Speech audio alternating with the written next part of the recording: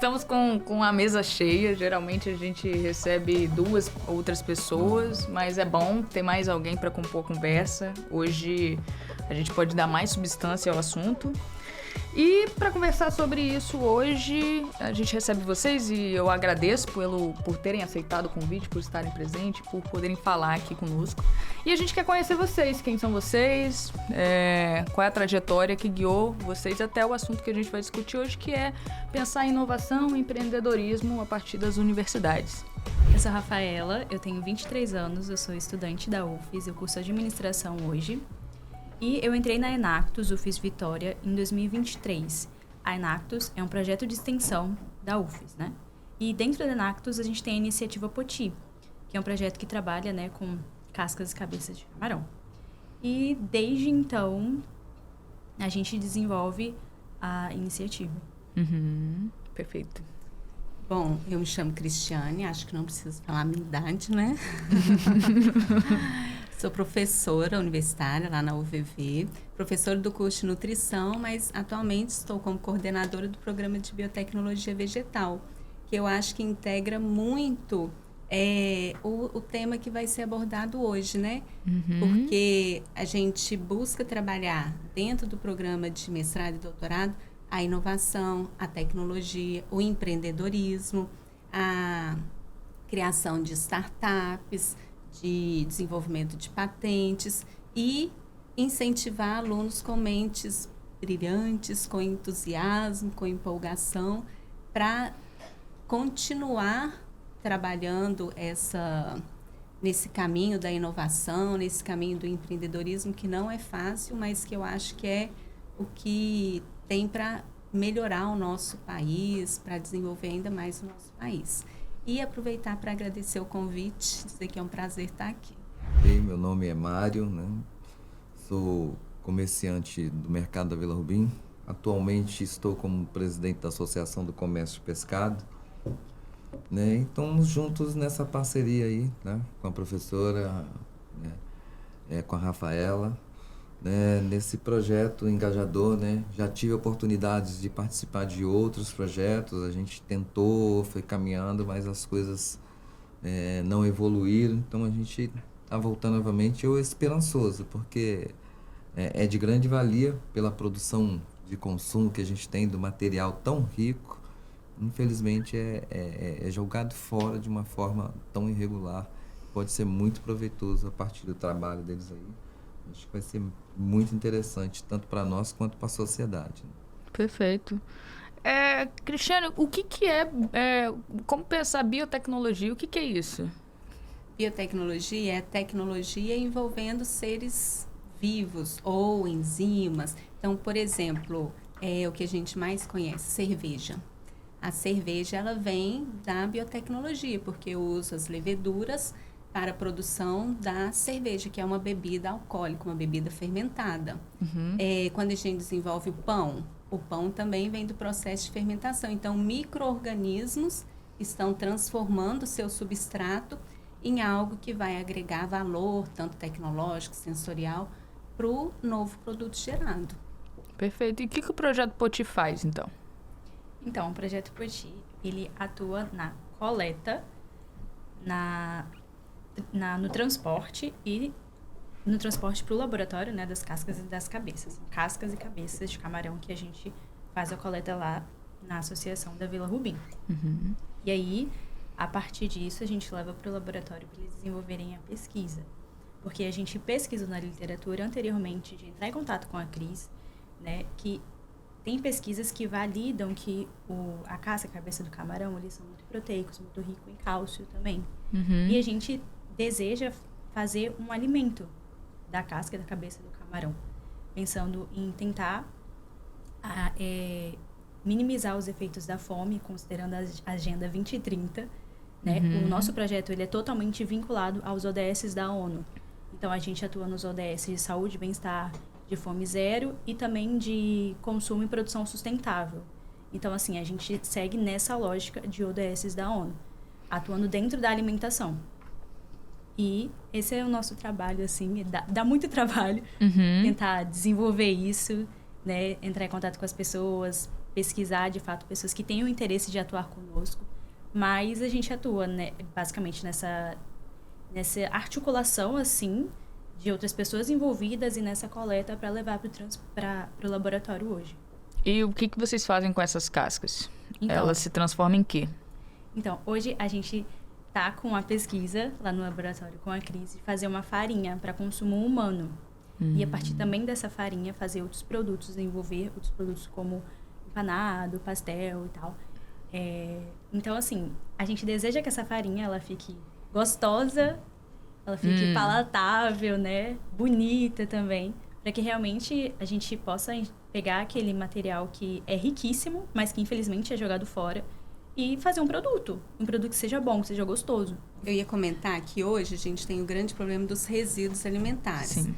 Toda vez que a gente vai produzir um alimento, a gente muitas das vezes tem mais resíduo do que o produto em si.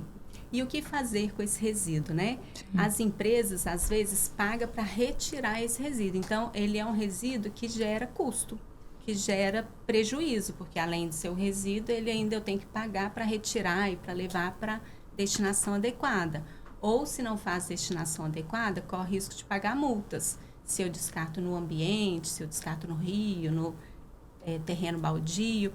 Então, a gente vê que esses resíduos, eles são, sim, fonte importante de nutrientes, de compostos bioativos, de compostos com vários potenciais de benefício à saúde, ou com potencial tecnológico. Por exemplo, uma outra linha de pesquisa que a gente tem no laboratório, além de consumo humano, é transformar isso em filmes biodegradáveis. Então, em substituir o plástico, que também gera grande impacto ambiental quando é descartado, né? E não degrada em menos de 400, 500 anos. Então, eles têm muito potencial. E aí, a ideia desse projeto Poti, né? Trabalhar um desses resíduos, mas a gente tem vários outros resíduos. E o resíduo, normalmente, ele vem rico em umidade. Então, é o primeiro gargalo, né? Porque se tem muita umidade, tem muito risco de contaminação. Tanto que, normalmente, a gente vai numa peixaria, a gente sente o cheiro forte, intenso, e se esquece esse peixe lá de um dia para o outro, sem armazenamento. Meu Deus. Ninguém entra. É terrível. Por conta desse alto teor de umidade num ambiente rico nutricionalmente, né? Então, a gente transforma esse resíduo em algo que possa ser, possa ter uma vida de prateleira, um shelf life melhor, uma forma de armazenamento, de acondicionamento melhor. E depois vai trabalhando as possibilidades diante da composição, diante das características. Então, tem muito potencial além do que a gente está fazendo, né? Esse é um dos trabalhos, eles estão iniciando, mas tem potencial para várias coisas. Por exemplo, alguns resíduos tem... A galera está no auge das proteínas, né? Querendo muita proteína. Alguns resíduos chegam a ter 40% de proteína e que está sendo descartado. Além de compostos bioativos, que pode reduzir estresse oxidativo, melhorar, prevenir doenças crônicas não transmissíveis, ajudar no funcionamento adequado do trato gastrointestinal. Então, o resíduo que antes a gente via como lixo, hoje ele tem que ter um olhar diferente, porque ele tem muito potencial. E aqui a gente falando potencial de alimentação, mas tem potencial gigantesco para outras áreas também. E dentro da UFES, a gente tenta também entender essas outras soluções, esses outros potenciais do resíduo do camarão. Da questão do bioplástico, né? Que você falou do biofilme. A gente também está tentando desenvolver uma tinta com a casca e com a cabeça do camarão, porque o nosso projeto, né, um projeto de extensão na UFES que permite com que vários alunos possam entrar. Então, são vários cursos. Então, é muito bom, que traz muita diversidade, uma gama de conhecimentos assim, ampla. E aí... o Arte, ele faz artes plásticas, né? Um dos integrantes do Poti. Ele está tentando desenvolver uma farinha com a casca e com a cabeça do camarão. Então, assim, tem muitas possibilidades, né? Sim. E eu acho que é realmente, assim, uma sacada muito boa. Sim. Interessante. Mário, você já imaginava quais seriam as possibilidades desse resíduo? Especificamente do camarão, você sabia de quais eram as possibilidades com ele ou... Olha, nesse sentido aí da produção da farinha, não. Mas no nosso resíduo, no geral, para elas a gente está fazendo a seleção, somente a casca do camarão, né? Sim. Mas no geral o nosso lixo ele é todo unificado. Uhum. Né? Como eu falei anteriormente, já participei de uma palestra, até num curso com uma ONG, que ele era reaproveitado todo esse material, que tinha uma empresa que recolhia para fazer ração para animais, né? E tinha outro que recolhia que tinha técnica legal de fazer ele para adubo, né? Muito interessante. Falei, nossa, nós estamos jogando isso tudo fora, né? Todos os dias, né? A gente produz em média de 800 a 1 tonelada diária de resíduo. Isso eu estou falando só na Vila Rubim, né? Porque Vitória é uma ilha, né? Praticamente a gente vive da pesca aqui, né? Tem na Praia do Suá, na Praia em Vila Velha, em Santo Antônio. Então, se você for coletar tudo unificando, é muita quantidade de produto que poderia ser reaproveitado, né? E é descartado de uma forma muito irregular, né? Lá na Vila Rubim nós temos 2 caixas coletoras, né? Já na espera para isso mesmo. A gente trabalha muito, né? Já temos projetos arquitetônicos para construção de câmaras frias, para armazenar, assim, para dar um destino legal a ele, mas infelizmente ainda não progredimos, né? A gente depende muito da parte administrativa, parte política, do interesse sociocultural mesmo. De fato, uma ação como essa vai exigindo vários atores, né? Sim. A universidade, é interessante que ela tenha realmente esse tripé, né? De ensino, pesquisa e extensão. Especificamente extensão que garante, que provoca, né? Incentiva essa relação com a comunidade, né? Para que o conhecimento produzido dentro da universidade, ele não somente encontre eco, né? Mas também seja... como posso dizer, também possa ser provocado, né, de fora para dentro, não somente de dentro para fora. Que ele alcance as pessoas. Exatamente. Recente, eu tive a visita do Sindipesca, né, através do nosso consultor de pescado aí, o Rafael Viola, junto com empresários do Rio de Janeiro que possuem uma indústria lá. O Espírito Santo tem um potencial tão grande, tão produtor, e nós não temos. Eles estão buscando um estudo de viabilidade e se comporta construir uma usina para aproveitar esse resíduo de pescado. No modo geral, não só na Vila Rubim, né? Isso para nós seria muito interessante, né? Para o meio ambiente, então nem se fala, né? Sim. É muito custo. E como é que acontece o processo de... Você disse que o lixo é unificado. Então já tem um outro trabalho aí. Como é que é esse processo de separar o lixo? Eu digo unificado porque a gente vende diversos tipos de peixes, de camarão. Então a gente vai limpando e tudo juntado. Não é selecionado, né?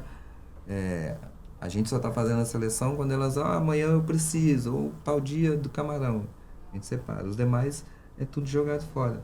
A única coisa que a gente tem que ter o cuidado aí é de selecionar o resíduo do pescado, de plástico, papelão, que não fazem parte do processo. E às vezes também a gente produz, isso é lixo, mas tem que fazer essa coleta seletiva.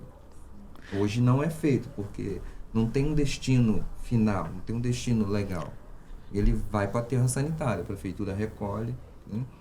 Porque nós, produtores de resíduos, a responsabilidade é nossa, né? Produziu, armazenou e botar em determinado local onde a prefeitura vai fazer a coleta. Sim. Como é que surgiu essa ideia, né? Porque o lixo é unificado, não necessariamente tem o resíduo, ele acaba sendo uma demanda, mas não necessariamente era uma demanda da associação, né? Especificamente de trabalhar com algumas desses resíduos. Como é que essa ideia surge, assim? Por que camarão? Então, a ideia começou lá em 2023, o projeto nasceu em 2023, com uma das integrantes que já passou pelo projeto, hoje ela já até formou, e aí ela fez uma pesquisa, ela fazia nutrição, inclusive, na época, e aí ela precisava desenvolver um alimento com a nutrição, com o camarão, no caso, né? E ela desenvolveu a pesquisa. Então, assim, foi algo que nasceu dentro da universidade de uma estudante que fazia parte da Enactus. E a Enactus é uma rede de vários projetos, de várias universidades, que não tem só na UFES, aqui de Vitória. Também tem no IFES, por exemplo. E eles atuam com outros projetos, com outras iniciativas, com outras soluções, com outros públicos. E nisso, ela, já integrante dessa rede, pensou em idealizar um projeto. Tanto o resíduo sendo jogado fora, porque isso não pode se tornar um alimento, entendeu? Considerando as ODSs da ONU. Porque todos os nossos projetos, eles de fato têm que estar vinculados a essas ODSs. Então, partiu dentro da universidade e também por contato com familiares pescadores também, entendeu? Então, teve também esse diálogo de pesquisa e também com a realidade, de fato, pesqueira. E aí, o projeto veio deles, né? A ideia e tudo vieram do grupo Enactus. E aí, me procuraram para poder conhecer, né? Lá dentro do meu laboratório, a gente faz análise de composição, análise de caracterização e de avaliação de potencial, de sensorial. E aí a Rafa me encontrou, não sei muito bem como. No Google, no Instagram, em tantos meios. Desesperada, pedindo ajuda. Eu falei, vamos sentar e vamos alinhar as ideias. E aí tá acontecendo, né? Tá caminhando o projeto. Precisando fazer ajustes aqui, ajustes ali, como todo projeto precisa, né? E a gente nunca segue uma linha reta. Quem dera se na pesquisa fosse uma linha reta. Tem sempre alguns ajustes, alguns retrocessos no meio do caminho, mas tá indo, né? Fluindo. Tá fluindo e com boas perspectivas. É legal que é um projeto bacana, né? Visando aí muita sustentabilidade, mas ele se torna um processo, né? Que assim, não tem uma data definida para finalmente. Então, esse processo, cada um vai ajudando o outro e ajustando até chegar à fórmula real.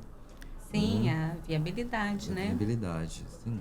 De utilização. E aí, por exemplo, para que público destinar, para que produtos destinar. Por exemplo, se vai ter muito sabor, cheiro de camarão, então, será que para uma sobremesa faria sentido? Não. Ou para produto salgado? Então, quais tipos de alimento adaptaria a essa farinha, né? Qual tipo de público? Porque é de camarão, então tem potencial alergênico. Então, a gente tem que pensar nessas possibilidades. Interessante, porque existem também questões, assim, de fiscalização, de... Sim, com certeza. Desde antes do camarão chegar. Porque o peixe é fiscalizado, ele chega lá, ele é fiscalizado com relação às condições higiênico-sanitárias, porque para se tornar um produto para alimentação, ele tem que partir de uma matriz alimentar que esteja em condições higiênico-sanitárias adequadas. Porque senão, qualquer processo que eu aplico, tratamento térmico, radiação, seja lá o que for, não elimina a contaminação. Então, tem que partir desde lá, em condições adequadas. Aí a gente trabalha melhores condições de, por exemplo, de obtenção da farinha, que preserve os nutrientes, que altere menos esses nutrientes. Aí depois, a forma de armazenamento, a forma de acondicionamento. A questão da rotulagem nutricional. Então, o que vai constar nessa rotulagem, se tem alérgicos, e aí eu tenho que informar isso. Quanto tempo vai durar essa farinha, ou o produto obtido da farinha. Então, com certeza tem fiscalização e rigor em relação a todo esse processo metodológico o tempo todo. Sim, é um processo que nunca para, né? Aparentemente só aumenta o processo, porque se a gente fala que existe esse processo de fiscalização, né? Para tornar o produto apto, a gente então precisa garantir que o modo como esse produto está sendo tratado... E aí, a pesca, desde a pesca, né? Também pensar aonde esses camarões estão sendo pescados, aí a gente começa a pensar na água também e vão mexendo uma série de coisas, né? Sim, uma coisa vai puxando outra. Sim, e aí... beleza, mas como... aliás, né? Isso vai me mostrando, né, que o empreendedorismo ele vai se tornando...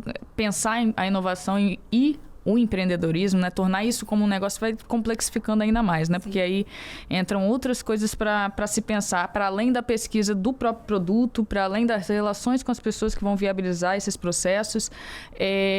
Vocês já têm alguma outra empresa que está atuando com vocês, que está auxiliando nesse processo? Ou vocês já têm pensado nas maneiras que isso pode ampliar a geração de renda ou algo do tipo? Isso já tem sido mobilizado ou vocês estão mais no percurso De fato, no que tange ao produto ainda?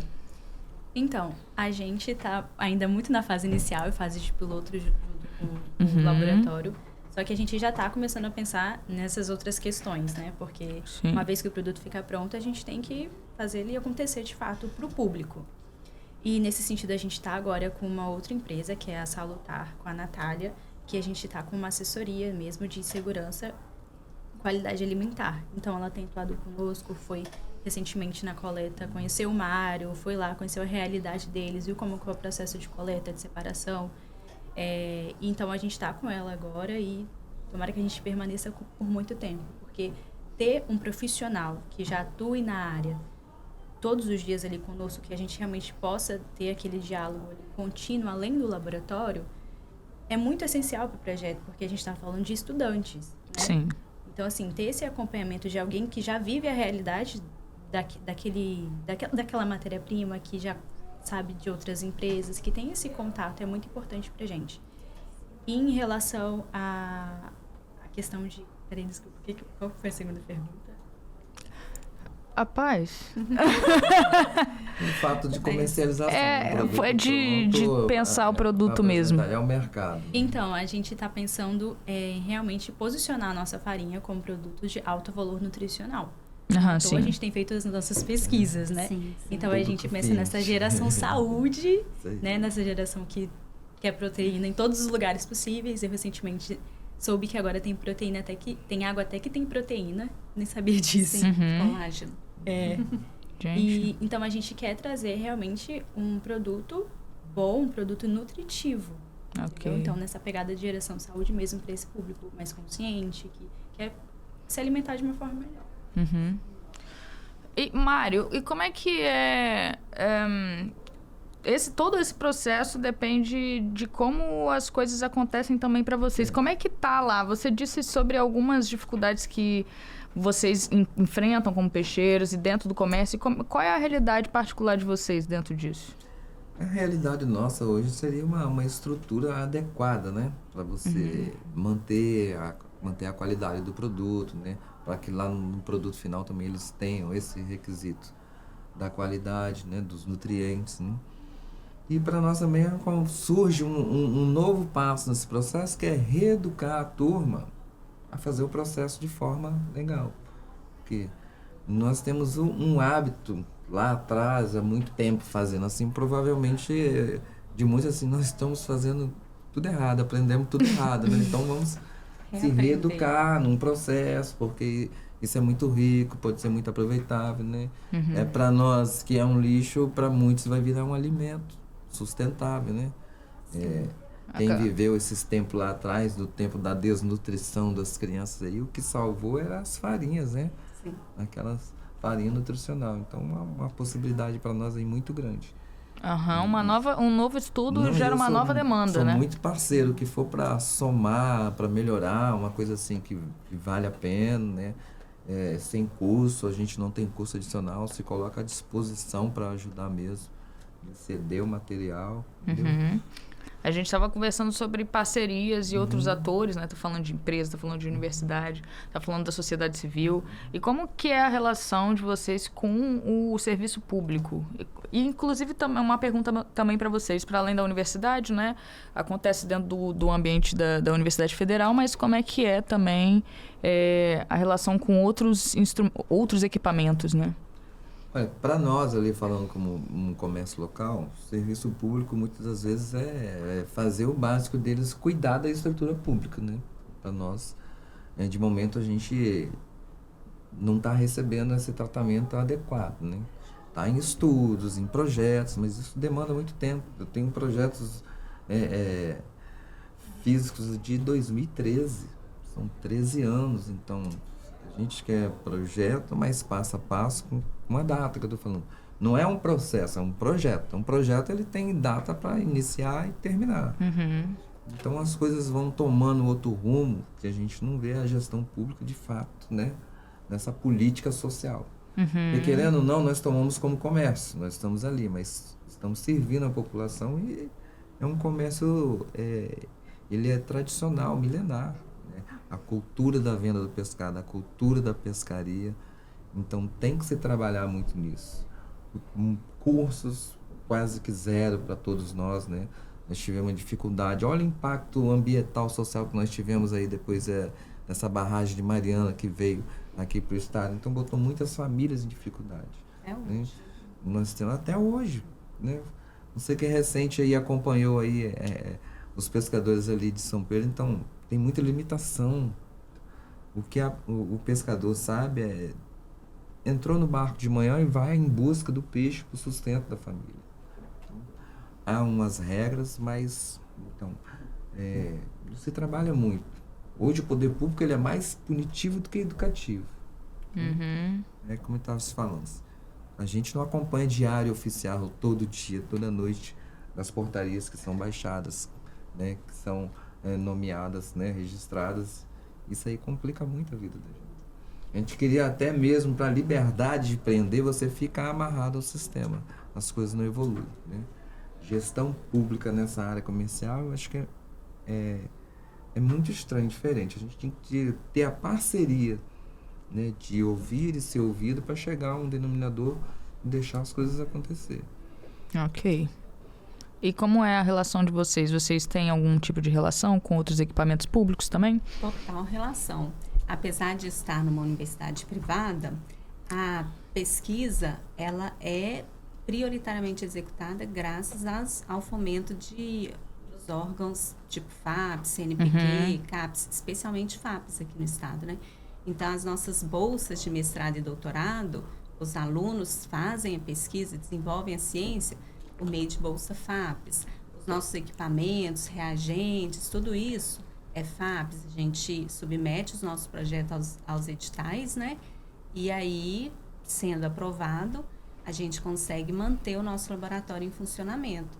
Então, o dinheiro público, nesse caso, para a gente, independente de estar numa federal ou numa particular, é essencial. Sem ele, não existiria pesquisa aqui dentro do país. E a pesquisa é o que move, é o que faz a gente se diferenciar em diferentes áreas, né? Agronomia, pecuária, na saúde, com vacinas, as inovações no agro, os bioinsumos que estão vindo aí em substituição aos defensivos agrícolas. Então, os alimentos, a questão da gente ter hoje uma quantidade enorme de alimentos que dura mais tempo, que tem diferentes sem glúten, sem lactose, rico nisso, rico aquilo, bom para isso, bom para aquilo. Então, é muita ciência sendo feita e com dinheiro dos órgãos de fomento, principalmente. Então, a gente depende prioritariamente dele. As parcerias com o setor terciário, com empresas, existem, mas elas são limitadas, porque a pesquisa é cara. Fazer pesquisa é caro. Para você ter ideia, assim, esses dias eu comprei um reagente 1 grama, 1.357. 1 grama, que dá para fazer pesquisa, análise limitada, e não é o único reagente. Isso é um reagente, assim, corriqueiro. 1.357 o valor dele? 1 grama. De 1 grama que a gente compra. Ok. Espirrou, muito acessível, né? Espirrou, perdeu. Acabou. Então, a pesquisa é cara. E, além da pesquisa, tem a mão de obra que eu tenho que pagar também, porque é uma mão de obra qualificada. Alunos de mestrado, de doutorado, é uma mão de obra bem qualificada. E aí, o setor terciário, ele também tem prazos, e a gente entende. A gente quer lançar o produto amanhã, a gente quer bater a concorrência agora e tudo. Então, ele tem prazos que a ciência, a pesquisa, às vezes, não consegue atender. A gente trabalha em médio, longo prazo, porque tem o planejamento, às vezes tem que submeter a um comitê de ética com animais, com humanos, tem que adquirir os reagentes, tudo. Os alunos, eles fazem disciplinas além também da pesquisa. Então, a gente não consegue, às vezes, caminhar no mesmo passo que a indústria pede. E aí, isso é uma limitação. E por ser caro, empreendedores de pequeno e médio porte também, às vezes, não conseguem. Por mais que tenham interesse, às vezes não conseguem trabalhar junto com a gente. Então, a gente tenta, mas é alguma cultura que está crescendo. Está crescendo, eu vejo crescendo, porque o empreendedor tem visto que trabalhar em conjunto com as universidades, ele só tem a ganhar. Mas ele tem que investir também, minimamente, né? Para aquela pesquisa acontecer. Então, é uma cultura que está sendo criada, está evoluindo, mas a gente ainda depende muito do dinheiro dos projetos e dos órgãos de fomento. Entendi. Você já falou um pouco sobre... Eu acho que a partir da sua fala a gente já consegue entender que, de fato, a universidade tem um papel importante, né? Você tem algum outro caso também de como a universidade ela foi efetiva para a gente pensar a importância dela para pensar outras soluções? Porque a gente tem passado, inclusive, um período de muito negacionismo, assim, né? De...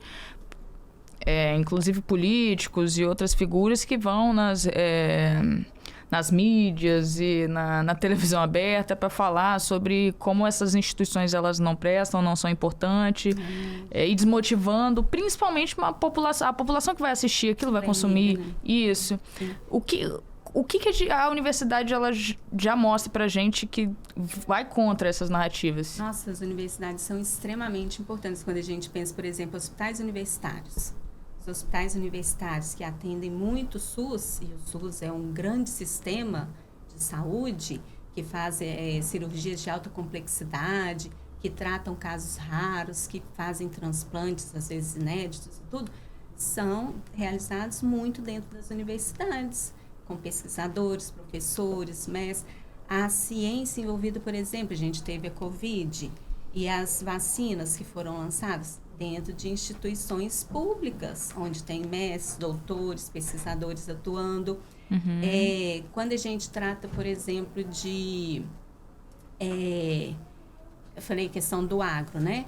Aí agora a gente está vendo muito crescendo a questão de ir contra o consumo exagerado de agrotóxicos, e isso não é sustentável, e toda essa visão em cima dos agrotóxicos. Mas o que substituí-los? Tem que ter algo potencialmente bom também, igualmente bom. O que substituir? Quem desenvolve isso? Pesquisas que são realizadas, por exemplo, dentro da Embrapa, que também é um órgão público, que trabalha com pesquisadores e que está diretamente relacionado com as universidades. E aí a gente consegue trabalhar com micro-organismos que melhoram esse solo sem a necessidade de defensivos. Quando a gente pega, por exemplo, eu sou da área de alimentos, apaixonada por falar de alimentos, né? Sim. Quando a gente pega um leite de caixinha, que dura 6 meses numa prateleira, que não precisa de refrigeração, tá rico em conservantes? Não. Você lê a lista de ingredientes, tem lá o quê? Leite e um estabilizante, que serve para quê? Para evitar que a gordura separe do meio líquido do leite. Cadê conservante? Não tem. É tecnologia, é ciência que foi desenvolvido dentro de laboratórios e que permite aí você que mesmo não tenha uma geladeira dentro de casa, possa ter um leite que dure mais tempo, que possa estar inserido numa cesta básica. As políticas públicas, muitas delas são embasadas, são fomentadas por conta de pesquisa. Falando de novo da área de alimentos, a gente tem hoje, por exemplo, farinha de trigo e farinha de milho, que são obrigatoriamente enriquecidas com ácido fólico e ferro, para evitar anemia ferropriva, para evitar a malformação do tubo neural dos bebês, né? Durante a gestação. Isso veio de medidas de pesquisas realizadas dentro das universidades. E o quanto vai inserir? Pesquisa.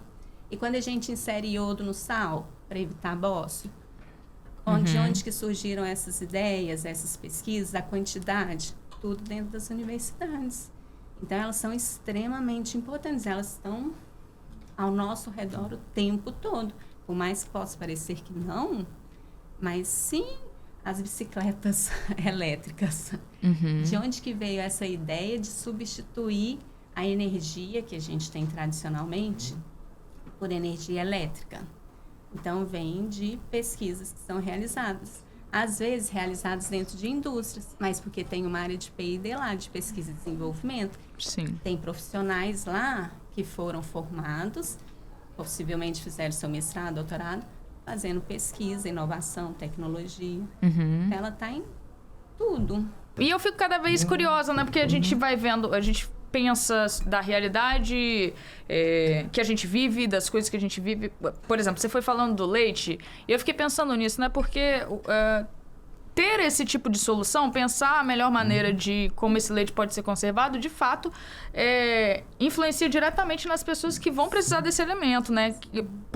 Populações, por exemplo, que pode não ter geladeira, né? E pode ter acesso a outros alimentos. Então, de fato, a pesquisa pode auxiliar a acessibilidade, né? Sim. Um resíduo que eu acho uma sacada fantástica é o whey. É o whey protein? Que vem de quê? Do soro do leite, que era descartado das queijarias. Então, ia para os rios, ia para o solo, ia para um descarte ambiental. Mas é muito soro que é descartado. E, consequentemente, causa poluição, causa proliferação de micro-organismos, mortalidade de peixe, e aí vieram e desidrataram uma desidratação spray dye e tudo, desidrataram e fizeram whey protein, que hoje é um dos suplementos mais consumidos. Então, uma sacada que você teve um resíduo transformado em um produto de altíssimo valor agregado.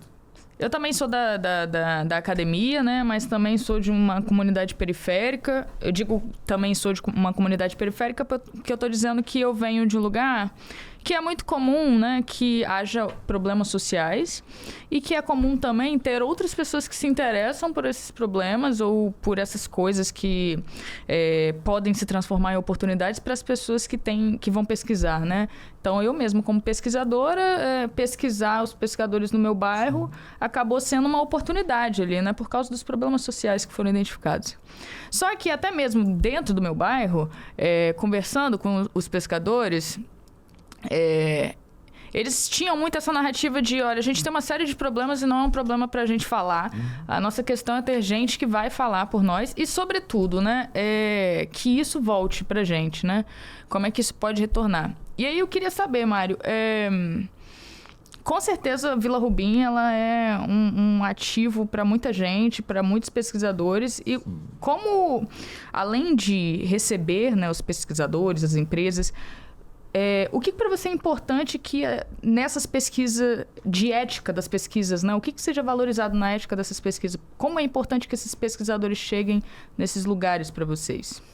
Olha, a importância é até de dar valor ao produto que a gente tem, né?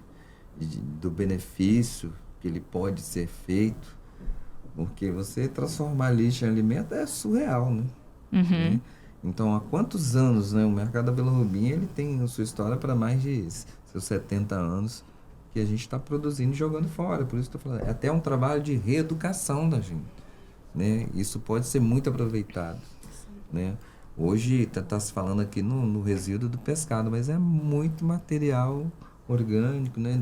A gente tem várias mercearias, supermercados que você chega para jogar o resíduo do pescado ali, é tanto um resto de alimento jogado fora que podem ser aproveitados, entendeu? Então, essa parceria para nós é muito interessante. Isso até resgata a imagem da Vila Rubim, né? A cultura, né? Porque para muitos o mercado da Vila Rubim é local de viciado. Viciado hoje tem tudo quanto é lugar. Né? Até no prédio mais chique da cidade aí, tem um viciado, mas não se trata nesse sentido. A gente tem que socializar todos os bairros da cidade. Então, tudo isso tem potencial. Então, essa parceria pública, é como estou falando com ela, dá pesquisar cada região e transformar aquilo ali em solução. Né? Trabalhar as dores do local. Cada uma das dores do local. Né? Nós na Vila Rubim temos as nossas, na Praia do Suá, lá em Santo Antônio, mas muitas das vezes a gente fica refém, esperando para que os outros venham fazer. Então, há momentos que a gente tem que se unir e buscar. Muitas vezes você é dependente do poder público, né? Nós estamos com um problema aqui, mas a solução pode ser essa. Sim. Né? Porque às vezes a gente apresenta a solução a eles e não fazendo, porque compete ao município fazer. É de responsabilidade do município.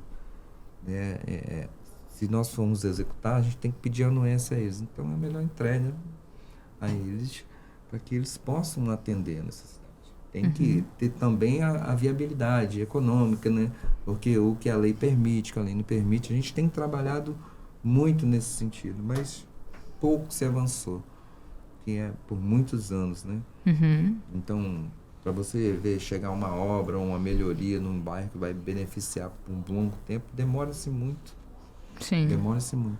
Então, por isso é importante uma relação também duradoura, né? Com quem quer que chegue nesse território e que se proponha também a ajudar. É tudo novo, porque a cada 2 em 2 anos nós temos eleições. Então o propósito é renovado, é mudado, né? A gente não sabe como os novos vão chegar, como vão se adaptar, até se organizar para fazer, o tempo já se passou, né? Então tem que ter uma qualificação até da gestão pública para avançar. Porque quando muda o gestor, talvez muda a forma de administrar totalmente. Sim. Dar Então, continuidade. Perfeito. O objetivo era o quê? Vamos continuar, né? Continuar a traçar essa linha aí que está sendo bom para a população. A gente tem essa visão para desenvolver a cidade. Mas tudo depende do diálogo aí, executivo, legislativo, e a gente fica esperando a resposta, o que ia acontecer. Entendi. E Rafa, como é que é a sua experiência viver tudo isso, pensando todos esses atores e a criação desse produto também? Então, eu me sinto extremamente realizada, assim, de verdade, por estar atuando no Poti hoje, porque eu acho muito bom o que a gente está tentando fazer. Mas é muito bom, a ideia é muito boa, mas dá muito trabalho. Sim. É muito difícil entrar em contato e o contato dar certo, né? Igual foi com a Cris, assim, a gente fez muitos outros contatos, muitos telefones, muitos e-mails. E alguém realmente enxergar potencial no projeto e também saber se vender. E articulação também junto com a UFES, né? Porque a gente também carrega o nome da UFES. Sim. Então, assim, lidar com esses atores, lidar e ser apoiada, na verdade, né? Com a Enactus Brasil, que, como eu falei para vocês, é uma rede, né? A Enactus é uma rede que une estudantes, líderes empresariais e também os professores para que soluções sejam criadas. E a gente... você tinha falado da questão do poder público, né? Na situação, a gente tem a UFES ali como o poder público realmente mais atuante conosco. Só que dentro da Enactus, a gente tem esses líderes empresariais. Essas empresas, por exemplo, a Fundação Cargill, que está apoiando a gente com mentoria, com aceleração para o nosso projeto, e também está financiando o nosso projeto. Então, assim, a gente tem bastante contato com essas empresas, porque elas são da Enactus, são da rede Enactus, e já atuam. Só que essa atuação com o poder público, assim, é mais complicada. Uma questão que a gente tentou ver lá no início, assim, das primeiras reuniões que a gente fez lá na prefeitura, que a gente estava com uma certa dificuldade com relação a transporte. Porque hoje a gente coleta, põe dentro de caixa térmica com gelo e coloca no Uber. Só que a gente ainda coleta muito pouco.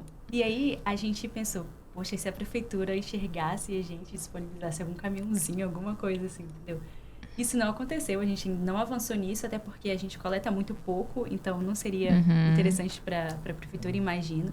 Mas, querendo ou não, a gente está tentando ajudar a prefeitura, porque no momento que a gente tira 2 quilos, 5 quilos de resíduos de camarão, eles param de pagar por aqueles quilos que não vão ser, de fato, levados para aterro, porque também gera custo para a prefeitura. Então, assim, a gente sabe que a gente não vai acabar com problema, assim, de uma forma grandiosa, né? Que a gente ainda está muito no início, a gente vai demorar, acredito eu, um pouco para escalonar e conseguir fazer mais coletas, mas a gente sabe que a gente consegue minimizar.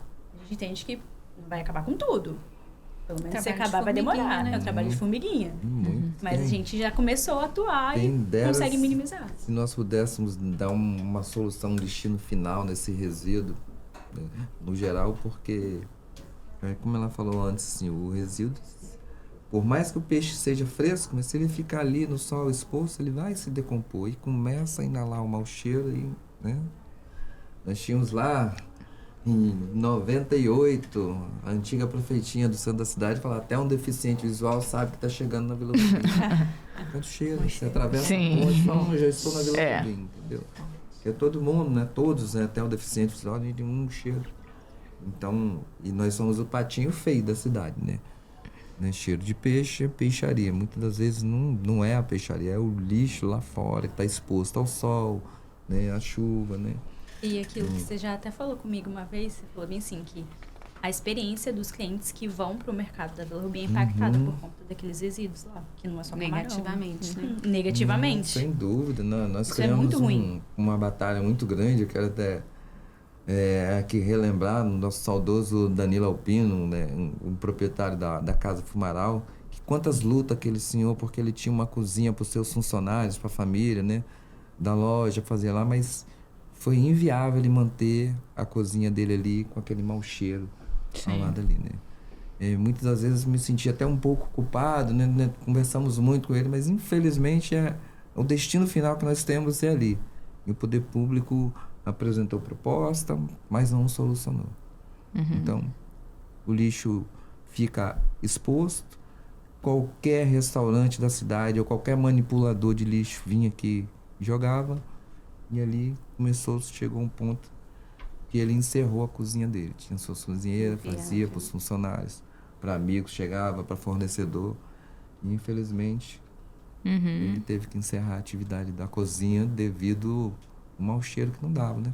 Só na hora do almoço, você sentar com a família, ou quem quer que seja, não é só mau receber. cheiro, né? É mosca, Tudo, né? bichos que vão. Proliferava muito.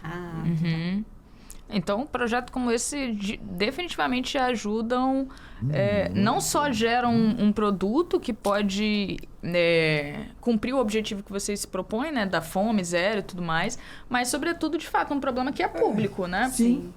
Um problema.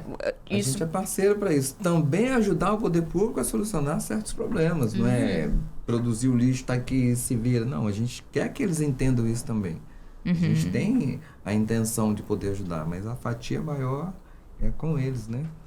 Então é questão de humanidade, né?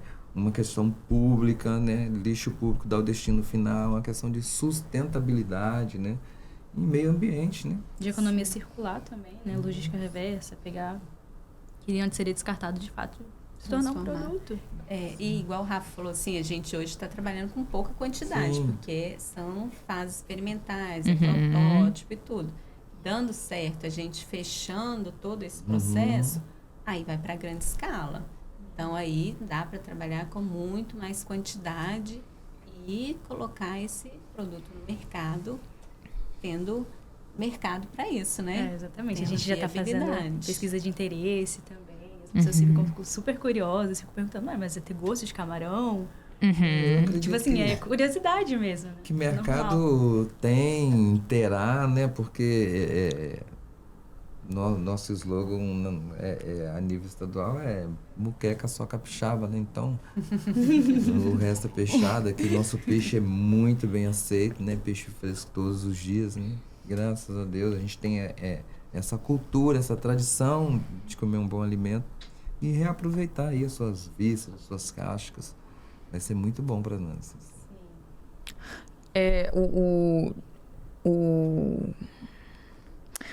Você falou sobre a economia circular e eu fiquei pensando de fato que quando a gente, porque eu já também trabalhei com aceleração de empreendimentos, de negócio de impacto, então acaba que eu tenho uma experiência de ter lidado com vários negócios de impacto mesmo, nesse sentido, assim, que aproveitam alimento ou que aproveitam, aliás, que constroem outras soluções urbanas, né? Pensando floras urbanas, pensando reutilização de resíduos para a produção de biojoias, enfim, uma série de coisas. E, de fato, para você pensar uma economia circular, é uma cadeia muito grande que você precisa mapear. Sim. Para efetivamente essas coisas andarem. E aí a gente já está falando que parece que sempre o problema, o poder público, ele acaba não conseguindo acompanhar os processos, né? Então, a gente tem a organização da sociedade civil, a gente tem as universidades que estão em outros tempos e a gente tem uma operação que acaba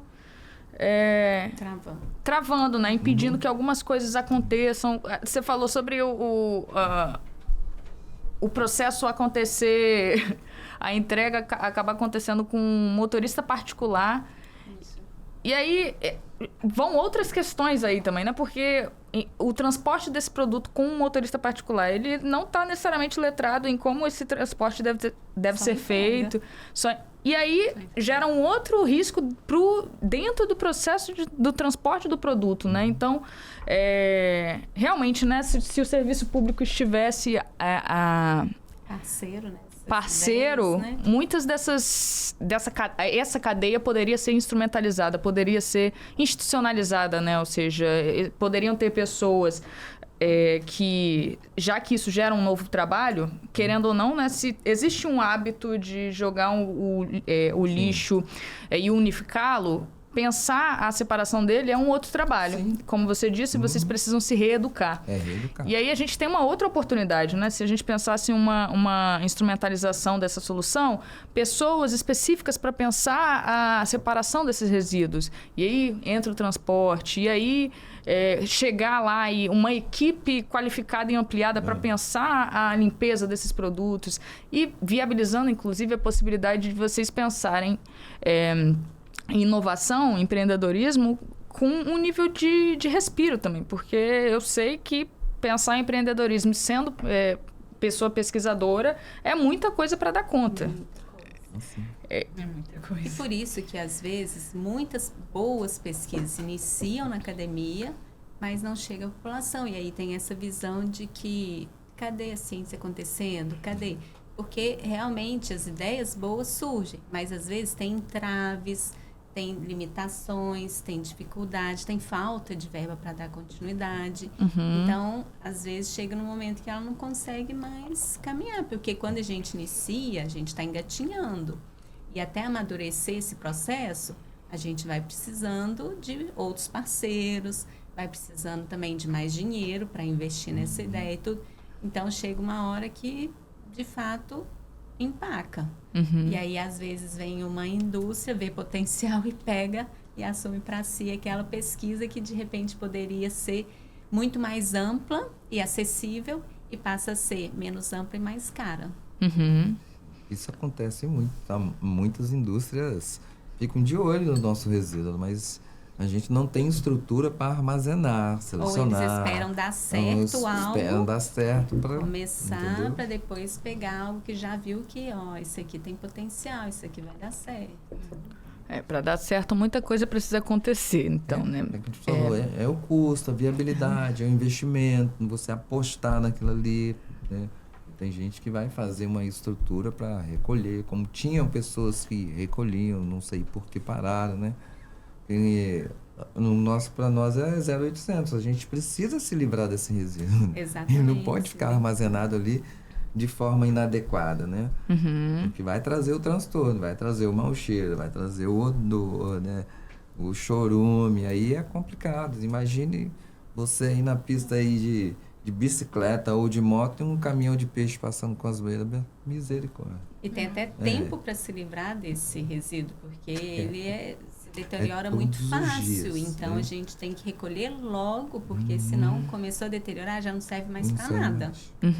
Se quer dar algum fim que seja viável, que agregue valor, tem que ser antes de deteriorar. Ração para animal tem que ser antes da deterioração. Então, tem horário para recolhimento, né? Armazenamento, já era, né? O trajeto até o destino, o carro tem que estar adequado, fria.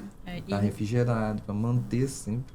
E nesse sentido de realmente fazer toda essa logística, tem que ser muito bem articulado. Com o Mário, com o laboratório, com a gente que vai lá, vai pedir Uber, vai colocar dentro da caixa térmica, vai colocar o gelo, vai colocar na sacola, enfim. E tem que ser rápido, porque tá com gelo, mas a gente não perde, né? rápido. Perde rápido. Então, assim, é perecível e tem que fazer acontecer de forma rápida, que todo mundo sente que o material vai chegar.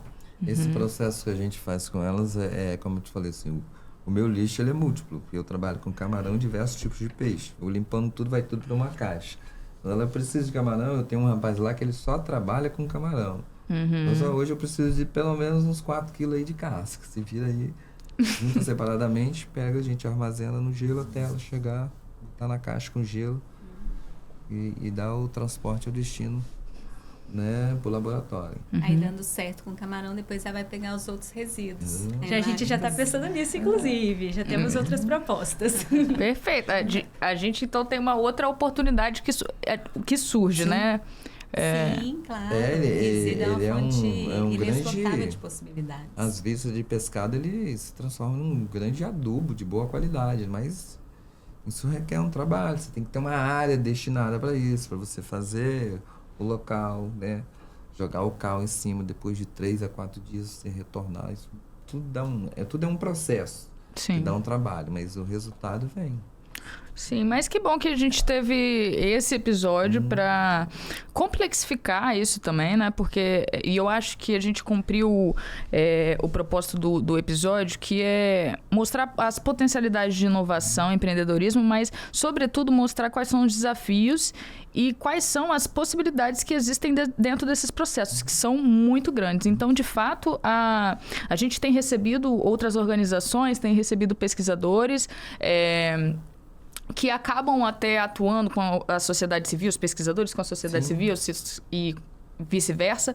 Mas, de fato, a gente, pensar uma atuação mesmo da universidade, a universidade pensando um produto, não uma outra organização de fora, pensando um produto e aí uma comunicação, eu consigo perceber que isso vai... dificultando também e complexificando, de fato, o processo. E aí, infelizmente, a gente chega no final do episódio, né? Eu acabei fazendo essa volta para dizer que a gente chega no final do episódio, a gente mostra que existe uma complexidade, mas que existe aí algumas dicas do que já pode começar a ser feito, né? Então, uma atuação com maior qualidade do setor público e para justamente instrumentalizar, institucionalizar processos que podem se tornar oportunidades, inclusive, para a organização que está ajudando e para a universidade que está estudando. E para a gente finalizar, vocês disseram que já estão pensando como pode avançar para o Camarão, e eu queria saber quais são as prospecções que vocês têm, quais são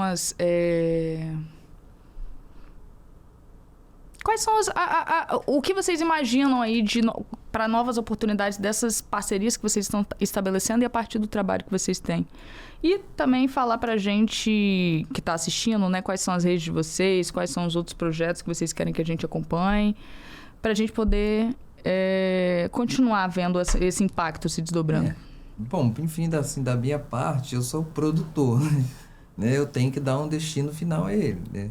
Ou seja, a prefeitura recolher, mas eu gostaria muito de incentivo o projeto delas para que vá à frente, né? Para que realmente a gente chegue a uma fórmula correta para aumentar a quantidade, para dar certo esse projeto aí, né? Entendeu? Eu estou de portas abertas, né? Sempre para somar, para parceirar, né? Até falei com elas assim, o nosso resíduo não tem custo, né? Uma coisa que a gente está jogando fora hoje para doar para vocês, para dar certo, para transformar em alimento. A gente não tem essa visão financeira, né? A gente só pensa no financeiro para mais tarde, para estruturar, para uma coisa maior. Mas aí a gente vai buscar esse recurso, né? Para melhorar a qualidade, para manter a qualidade da produção delas também. Do alimento ser bem nutritivo, né? E quem quer conhecer vocês, pode encontrar vocês aonde? Bom, eu diretamente vivo na Vila Rubim. Estou em casa, mas a gente dormir, cuidar lá, porque eu tenho história da Vila Rubim para mais de quase 40 anos, né? Nessa luta de bandeira. Atualmente estou presidindo essa entidade desde 2016, mas a gente já tem uma bandeira de luta com vários grupos lá, como eu citei antes, desde 1990 para aí. Eu cheguei na Vila Rubim em 88, né? Quase aí, chegando aos 40 anos lá, né? É um reduto familiar, né? Cultural, né? Da família, um vem trazendo o outro. Eu sou da família de 10 irmãos homens, 9 chegaram a trabalhar com peixe, né? Hoje a gente está ali em 7, mais 3 sobrinhos. Então são culturais, né? De geração a geração. E a gente vem buscando isso. Hoje trazendo para o empreender, né? Não é simplesmente um vendedor de peixe ou um pequeno pescador. Tem pescador hoje que tem embarcações, tem sua empresa. O objetivo é fazer desenvolver as coisas. dá liberdade para a gente empreender. Isso é legal. Perfeito. Então, na Vila Rubim, é só a gente procurar o Mário da Peixaria. Lá da Peixaria. Tem diversos Mários lá, né? Meu Insta é @peixaria do Mário, Vila Rubim. Perfeito. E como a gente pode encontrar vocês? Então, eu sou estudante, estou na UFES ainda, né? E a Enactus também está. E o que é interessante desse projeto, né? Que eu vou me formar, mas outras pessoas virão. Que assumirão o POTI, assumirão outras iniciativas também do projeto. Que a gente não tem apenas o POTI dentro da Enactus. Também temos outro projeto vinculado a outras ODS, que é totalmente diferente disso daqui. Então, assim, a Enactus vive, permanece na UFES. Então, por exemplo, outros estudantes podem entrar no projeto, né? A partir do momento que você ingressou na UFES, você pode participar do projeto. Mas para a comunidade, a gente está no Instagram, que é enactus.ufesvitoria, enactus.ufesvitoria, se não me engano. E para os próximos passos, assim, para futuro do POTI, eu queria muito experimentar farinha. Eu também quero. Mesmo, eu tô curiosa, né? Certo. E outras pessoas também que já passaram pelo projeto recentemente, uma das meninas mandou mensagem, falou assim, Rafa, tá pronto? Porque minha mãe tá doida pra experimentar. Então, assim, é algo que as nossas famílias também ficam sabendo, a gente conversa sobre e tal, e a gente tem curiosidade. E aí, né, com relação a próximas pesquisas, a questão da validade, né, que é um ponto que a gente tem que avançar, fazer todas as análises necessárias mesmo. Então, assim, são muitas pesquisas, muitos passos ainda que a gente tem que avançar dentro de laboratório mesmo. Mas, assim, a expectativa é de que dê certo, que as pessoas gostem, que seja um gosto bom, que seja uma textura boa. E experimentar, de fato, né? Eu também quero experimentar. Tô doida pra... Vários produtos virão, né? Oh, vem aí. Bom, eu enquanto pesquisadora e orientadora de alunos de mestrado e doutorado, eu quero ter cada vez mais alunos com essa visão empreendedora, porque isso move economicamente, move de forma de inovação, tecnologicamente, move o nosso país. E a gente não tem capacidade nas universidades de absorver tanta mão de obra qualificada igual os nossos doutores, né? Então, a gente tem potencial para ter empreendedores, mestres e doutores abrindo seus negócios e crescendo e alavancando o nosso país em vários setores.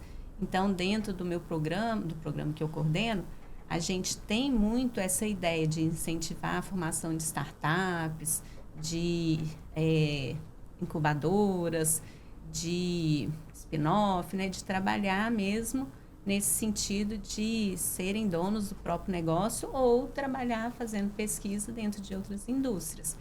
Então, acho fantástica a ideia do Enactus, o propósito deles. A Rafa, que é administradora e está super entendendo de nutrição, está formando em administração e está cada vez mais lapidada no seu falar de nutrição, né? E, enquanto pesquisadora, a gente pesquisa muito nessa área também de resíduos, não só o camarão, resíduo de cervejaria, resíduo da indústria de processamento de laranja. Então, já é o que a gente já vem trabalhando para dar destinação mais adequada e que tenha mais valor, né? Valor comercial. E que possa ser utilizado de N formas, seja para alimentação, seja na plantação, seja no transporte, né, de produtos. Então, acho que é bem por aí, assim, trabalhar com as dores mesmo do mercado e fazer alguma transformação.